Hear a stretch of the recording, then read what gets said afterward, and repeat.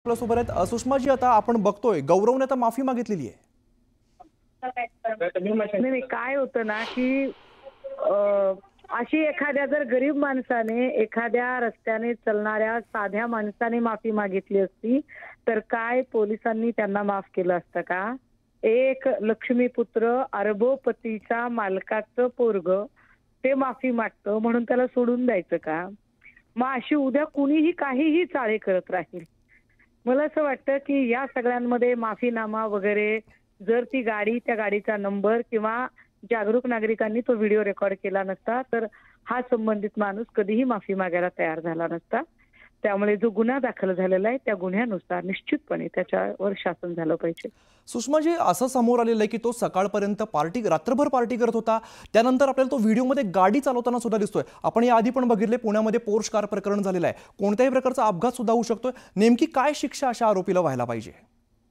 मी सकाळी सुद्धा आपल्या चॅनलला मुलाखतीत प्रतिक्रिया देताना हे सांगितलं होतं की येरवडा, लोहगाव, विमाननगर, विश्रांतवाडी हा सगळा परिसर जर आपण नीट बघितला तर एवढे लीगल इल्लीगल पब बार इथे चालतात आणि या पब बारमुळे आयटी सेक्टर मधले असतील, कॉलेजच्या पोरी असतील किंवा सर्वसामान्य नागरिक असतील यांना रस्त्याने चालणं सुद्धा मुश्किल होतं। आणि या सगळ्यांच्या मध्ये लोहगाव, विश्रांतवाडी किंवा विमाननगर किंवा शास्त्रीनगर या पोलीस स्टेशनचे कर्मचारी काय करतात नेमकं ते कळत नाही।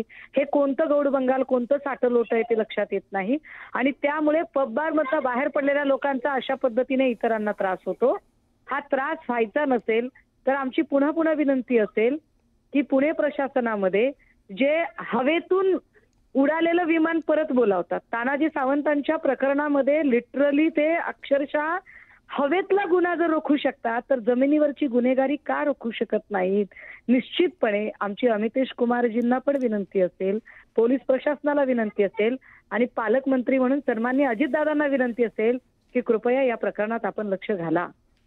बरं सुषमाजी, खरं तर या गौरव औजाने मद्यपान केलेलं होतं, त्यानंतर तो गाडी चालवत होता, अश्लील चाळे सुद्धा त्याने केलेले आहेत। या सगळ्या घडामोडी पुण्यामध्ये घडतात आणि अशा घटना तर वारंवार घडताना दिसत आहेत। एक्झॅक्टली मी तेच म्हणते की हा तोच रस्ता आहे, हा तोच चौक आहे ज्या ठिकाणी 1 महिन्यांपूर्वी आयटी सेक्टरमध्ये काम करणाऱ्या एका मुलीच्या अंगावर सपासप चाकूचे वार झाले आणि त्यानंतर ती पोरगी तिथे गतप्राण झाली। एक खून ज्या परिसरात घडलाय त्या परिसरात आणि जो वर्दळीचा रस्ता आहे तिथे खरं तर पोलिसांची गस्त वाढवणं, पेट्रोलिंग वाढवणं हे आवश्यक होतं। असं असताना सुद्धा शास्त्रीनगर पोलीस स्टेशनने या संबंधाने काहीही कृती कार्यक्रम आखलेला नाही किंवा कुठलीही प्रतिबंधात्मक कारवाई म्हणून पावलं उचललेली नाही, ज्याचा परिणाम 1 महिन्याच्या आत ही दुसरी घटना घडलेली आहे। या सगळ्यांमध्ये अहुजाला तर शिक्षा झालीच पाहिजे, परंतु इतक्या बेफिकिरीने काम करणाऱ्या पोलिसांना ज्यांनी पहिल्या घटनेवरून काही धडा घेतलेला नाही त्यांच्यासाठी म्हणून आता पालकमंत्री काय पावलं उचलणार आहेत हे जास्त महत्त्वाचं। पालकमंत्री काय कारवाई करणार हे पाहणं महत्त्वाचं असेल। आपल्यासोबत रवींद्र धंगेकर सुद्धा आहेत, त्यांच्याकडे जाऊया। रवींद्रजी, गौरव औजाने आज जे काही अश्लील चाळे केलेले आहेत, मद्यपान करून गाडी चालवलेली आहे, हे असे प्रकार आता वाढताना दिसत आहेत पुण्यात।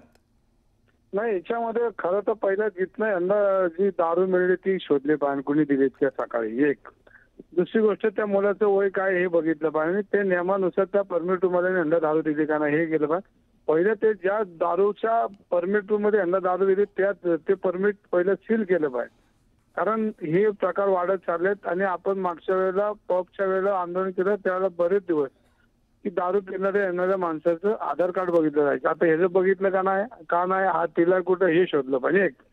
आणि हे जर शोधलं असेल तिथं तर चुकीच्या पद्धतीने तिथं जर परमिट मध्ये दारू असेल तर तिथं पोलिसांवर कारवाई केली पाहिजे, पोलिसांवर त्या वादीतल्या केली पाहिजे।